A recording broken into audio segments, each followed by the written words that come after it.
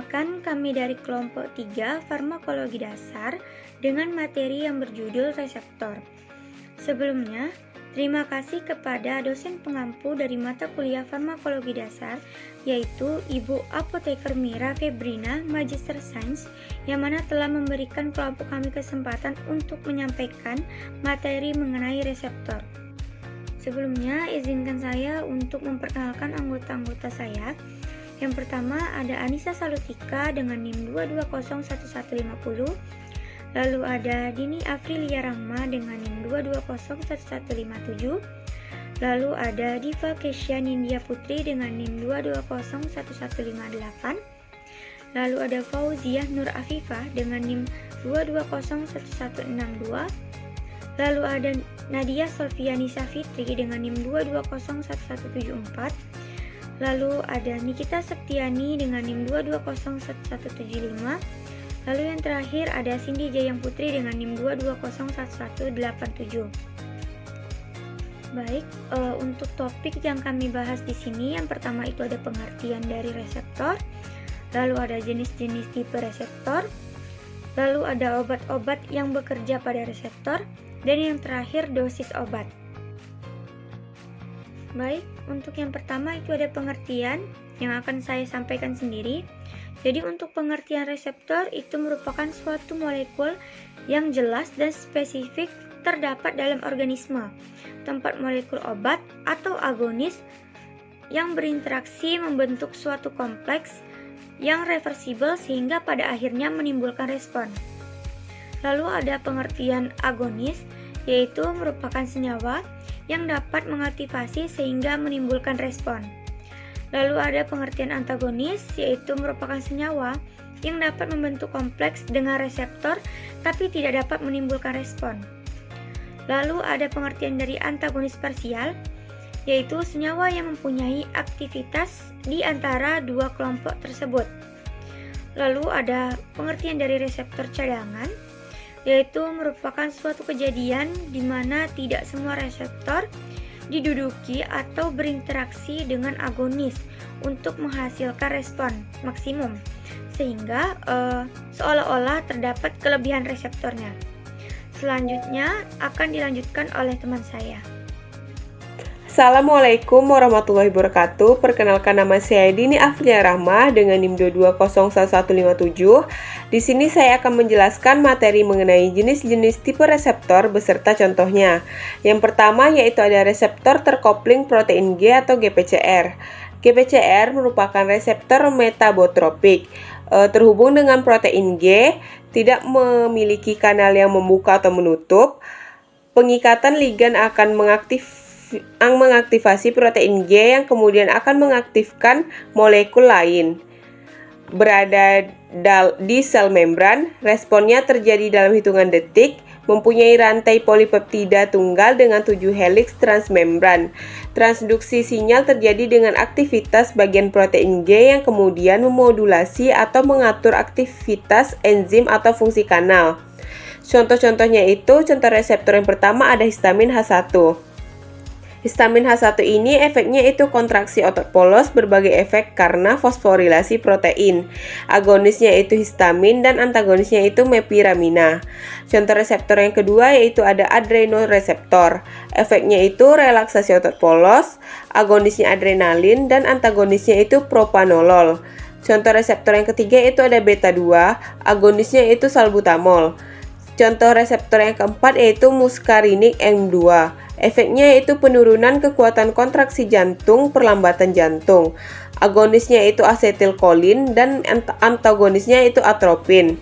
Selanjutnya akan dijelaskan oleh teman saya. Saya Diva Kesya Nindya Putri dengan NIM 2201158 akan melanjutkan penjelasan mengenai jenis-jenis tipe reseptor beserta contohnya, yaitu pada bagian B, reseptor terhubung kanal ion. Reseptor ini berada di membran sel, disebut juga reseptor ionotropik atau kanal ion teraktivasi ligan. Respon terjadi dalam hitungan milidetik. Kanal merupakan bagian dari reseptor.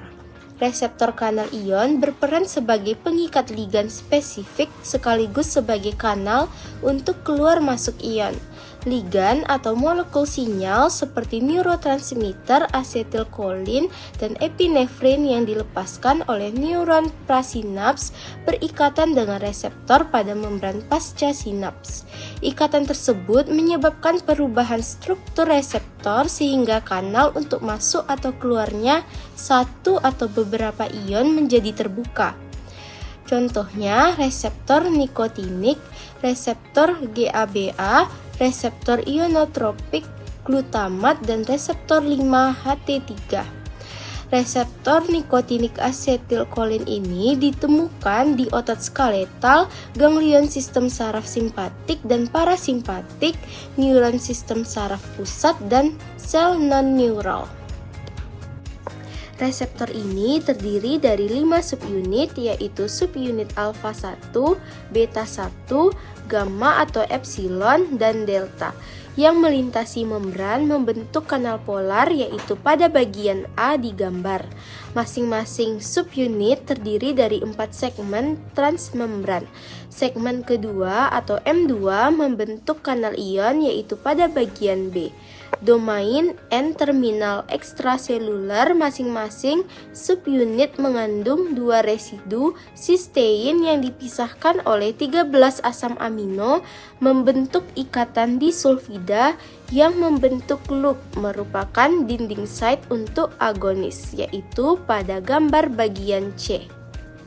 Sekian dari saya, kemudian penjelasan selanjutnya akan dijelaskan oleh teman saya. Jenis reseptor yang ketiga yaitu reseptor terhubung transkripsi gen. Reseptor terhubung transkripsi gen disebut juga dengan reseptor nuklear dikarenakan berada di dalam sel sitoplasma atau di nukleus. Namun, walaupun beberapa ada di sitosol, merupakan reseptor sitosolik yang kemudian bermigrasi ke nukleus setelah berikatan dengan ligan seperti reseptor glukokortikoid. Contohnya yaitu reseptor kortikosteroid, reseptor estrogen dan progesteron, dan yang terakhir yaitu reseptor vitamin D. Selanjutnya akan dijelaskan oleh teman saya. Selanjutnya reseptor terhubung enzim, yang merupakan protein transmembran dengan bagian besar ekstraseluler mengandung binding site untuk ligan. Yang ligan ini merupakan molekul protein yang berikatan pada reseptor. Contohnya faktor pertumbuhan, sitokin, dan bagian intraseluler mempunyai aktivitas enzim atau biasanya aktivitas tirosin kinase. Sitokin ini merupakan senyawa kimia yang menjadi sarana komunikasi sel-sel terkait dalam sistem imun. Aktivitas menginisiasi jalur intraseluler yang melibatkan transducer, sitosolik, dan nuklear, bahkan transkripsi gen.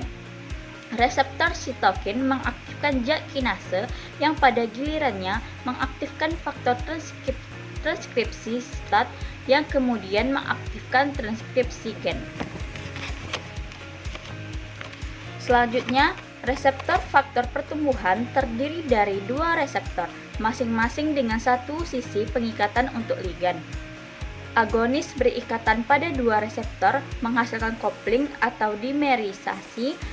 Tirosin kinase dalam masing-masing reseptor saling menfosforilasi satu sama lain. Protein penerima atau adapter yang mengandung gugus SH berikatan pada residu fosforilasi dan mengaktifkan 3 jalur kinase. Kinase 3 menfosforilasi berbagai faktor transkripsi, kemudian mengaktifkan transkripsi gen untuk proliferasi dan diferensiasi. Selanjutnya ada obat-obat yang bekerja pada reseptor. Efek suatu obat dapat terjadi jika molekul obat berikatan dengan suatu molekul spesifiknya, sehingga menyebabkan reaksi biokimiawi dan menghasilkan efek biologis. Interaksi antara molekul obat dan sel mendasari penjelasan molekul interaksi obat dengan reseptornya.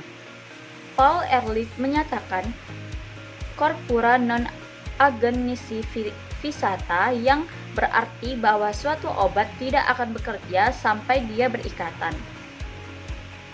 Perkenalkan, nama saya Cindy Jayang Putri dengan NIM 22011187.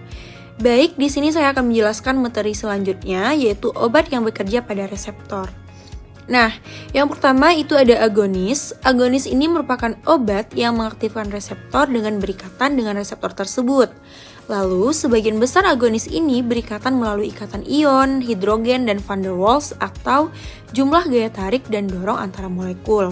Lalu, ikatan-ikatannya ini bersifat reversibel. Nah, sedangkan sebagian kecil agonis ini berikatan dengan reseptor secara kovalen, dan ikatan ini bersifat irreversibel.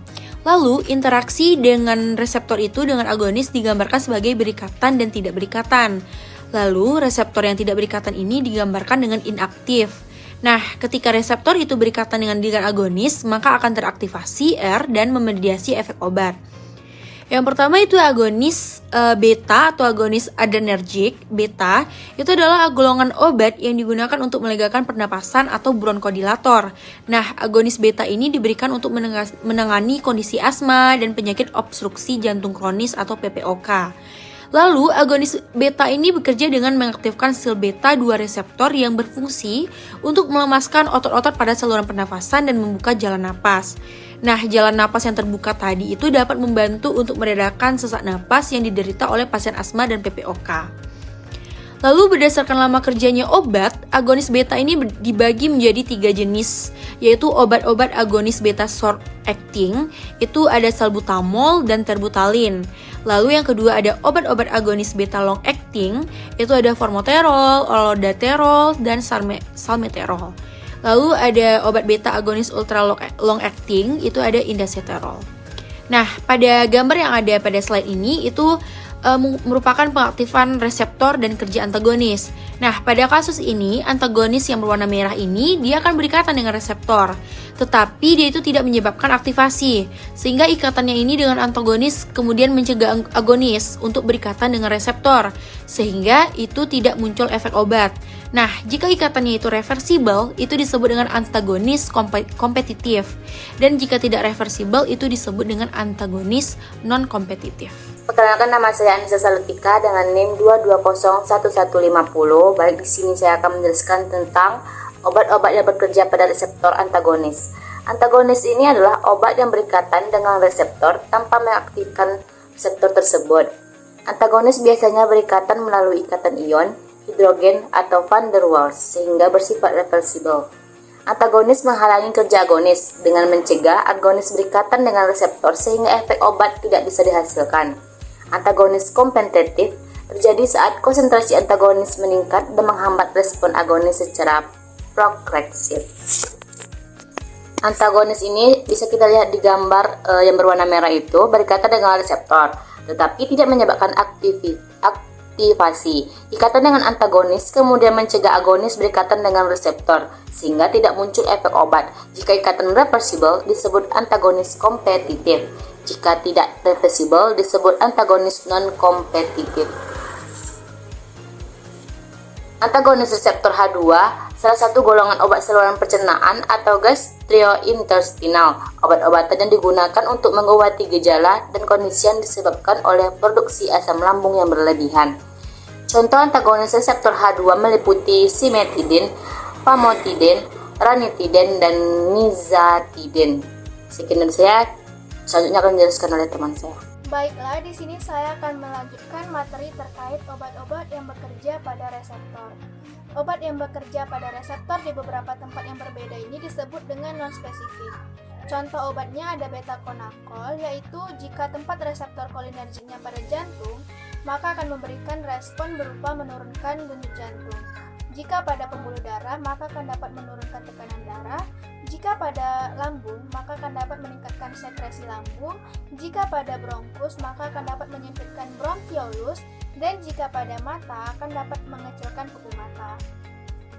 Materi berikutnya yaitu terkait dosis. Dosis merupakan jumlah atau takaran obat yang diberikan kepada pasien dalam satuan berat, isi, ataupun juga unit. Menurut Farmakope Indonesia edisi 3, pengertian dosis kecuali dinyatakan adalah dosis maksimum dewasa untuk pemakaian lewat mulut, injeksi, subkutis, dan juga rektal. Nah, dosis obat ini juga merupakan salah satu faktor yang dapat mempengaruhi efek dari farmakologi obat. Baiklah, di sini saya akan menjelaskan tentang macam-macam dosis. Yang pertama itu ada dosis maksimal. Dosis maksimal ini adalah dosis obat yang tinggi yang dapat diberikan kepada pasien. Yang kedua ada dosis minimal, merupakan dosis terendah atau dosis kecil yang diberikan kepada pasien. Yang ketiga ada dosis toksik atau dosis racun, merupakan dosis yang dapat menyebabkan keracunan dikarenakan terlalu banyak mengkonsumsi dosis yang melewati batas. Yang terakhir ada dosis terapeutik, di mana dosis ini terletak di antara dosis terkecil dan terbesar yang digunakan untuk pengobatan terapi pada pasien.